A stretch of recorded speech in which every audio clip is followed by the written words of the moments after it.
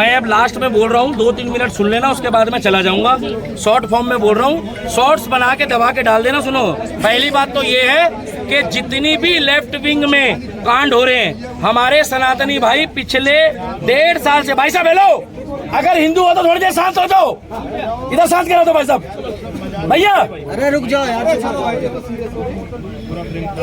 1.5 साल से कोर्ट कचहरी के धक्के खा रहे हैं। मैं खुल के बता रहा हूँ, अगर टीएमसी होती, अगर कांग्रेस होती, अगर झाड़ू होती और पार्टियां होती तो अपने कार्यकर्ताओं के लिए वो रात दिन खड़ी रहती है। मैं खुल के कह रहा हूँ, अगर 15 मिनट के लिए पुलिस हटाने की बात करते हो तो 15 दिन के लिए योगी आदित्यनाथ को, 15 मिनट के लिए पुलिस हटाने की बात करते हो तो 15 दिन के लिए प्रधानमंत्री योगी आदित्यनाथ को बना दो और एक बार सारे सड़कों पे आ जाओ। अब की बारी जो होगा वो प्रधानमंत्री बताएगा और जनता बताएगी कि हर हर महादेव होगा या तुम्हारे नारे लगेंगे। क्या तुम्हारे नारे लगेंगे? और अगर यहाँ कोई हिंदू, अगर कोई हिंदू खड़ा है तो मेरी बात का समर्थन करेगा, हर हर महादेव के नारे।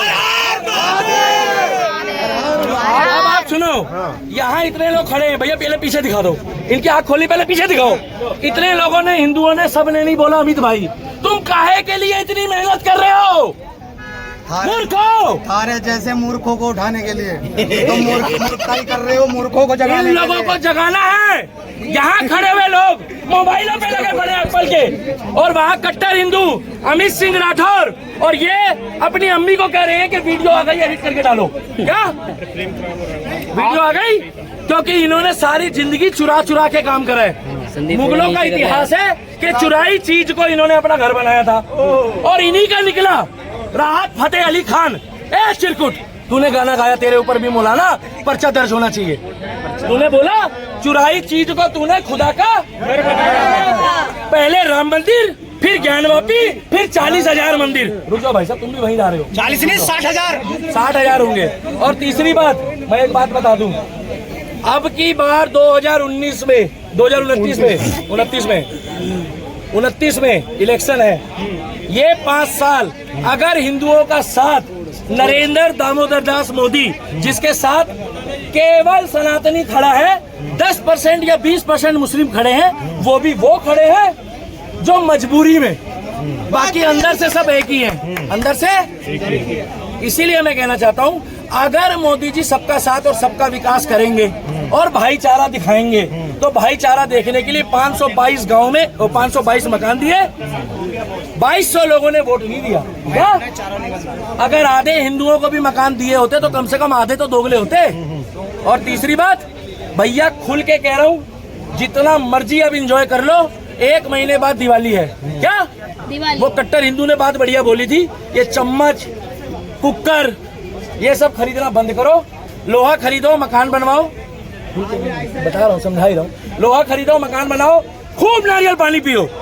मगर नारियल पानी पियोगे तो उसका थोड़ा सिस्टम भी तो बनाओगे ना। नारियल कैसे कटेगा पत्रकार? नाइफ से। इसीलिए बोल रहा हूँ कि योगी जैसे बंदे को आगे ले आओ, और बीजेपी के अंदर एक खुल के बात बोल रहा हूँ, ये जरूर डालना, उनको ना लाने की बहुत गहरी साजिश चल रही है। क्या अगर योगी देश का प्रधानमंत्री नहीं बनने दिया बीजेपी की इंटरनल सेल ने, तो हम योगी को अब की बारी निर्दलीय खड़ा करके देश का प्रधानमंत्री बना के दिखा देंगे।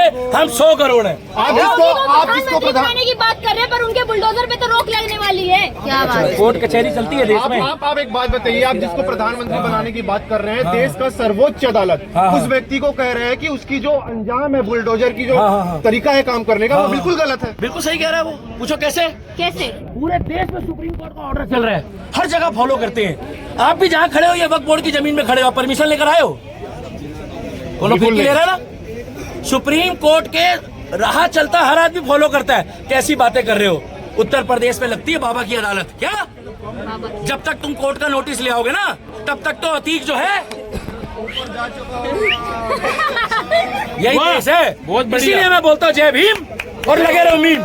और लास्ट है, अब नहीं जागोगे तो एक दिन हिंदुस्तान छोड़ के भागोगे। एक पिक्चर में दिखाते हैं बंगाल फाइल, एक पिक्चर में दिखाते हैं दिल्ली दंगे फाइल, एक में दिखाते हैं कश्मीर फाइल। अरे हिंदुस्तान फाइल नहीं बनाना तो जाग जाओ और योगी जी का मैं समर्थन करता हूँ। यहाँ जितने लोग हैं मैं भी उनके, वो भी मेरे साथ बोलेंगे, योगी जी आप बयान दो हम तुम्हारे साथ हैं। योगी जी आप बयान दो हम तुम्हारे साथ हैं। और योगी जी आप आगे आओ हम तुम्हारे साथ हैं। आप जिसको प्रधानमंत्री बनाने की बात कर रहे हैं, राहुल गांधी कह रहे हैं कि अगर वो आएंगे तो देश को बांटेंगे भी और काटेंगे भी। बिल्कुल, वो सुनो, वो गांजा पीने के बाद सही बोलता है। पूछो क्यों? उनकी दादी ने क्या करा, उनके नाना ने क्या करा, और उनके उर्फ अंकल जिन्ना साहब, अंकल समझते हो अंकल कौन होता है? चचा। राम जाने कौन सा चचा था, मुझे नहीं पता। कई चचा घर में भी आते हैं आजकल। वो चचा जो था ना, उसने पाकिस्तान भी बना दिया, बांग्लादेश भी बना दिया।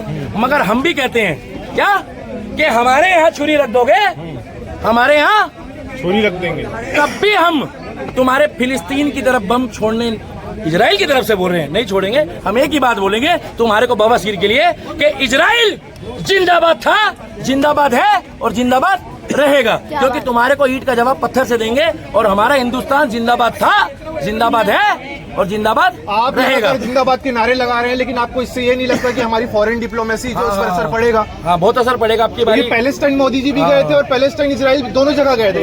जाना कई बार दुश्मन के घर भी जाना पड़ता है। मैं भी सीलमपुर होते हुए जाता हूँ, और कई बार मैं भी दुश्मन के घर में जाकर चेक करता हूँ कि कैसा हिसाब किताब चल रहा है। जरूरी नहीं है कि वो नवाज शरीफ की बेटी की शादी में बिरयानी खाने गए थे, क्या वो नाप कर आए हैं? क्या वो नाप कर आए हैं? सीलमपुर दुश्मन चादर चढ़ाने नहीं गए, चादर चढ़ाने नहीं गए, शॉल देने गए हैं। अब ये ध्यान रख लो कि वो अंतिम शॉल थी या पहली शॉल थी, बस। बच्चों तुम्हारे को नपुंसक बना देंगे, नपुंसक। और भारत माता की वो बोल रही थी, भारत माता की जय नहीं बोलूंगा। यहाँ पर कितने बंदे खड़े भाई, बोल भारत माता की, भारत माता की, जय श्री राम।